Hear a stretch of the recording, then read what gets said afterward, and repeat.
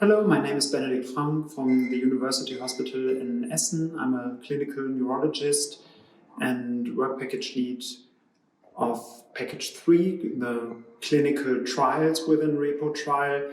And my recommendation for future EU trials is to get in contact with the competent authorities in advance during the preparation of the proposal to check for the regulatory framework to perform these kind of trials, in particular to perform drug repurposing trials, as the regulatory framework differs quite far between the countries or the EU, and that is why there have been for us risks we couldn't foresee or which were foreseeable, but quite an obstacle to get this clinical trial running, which we finally managed to do.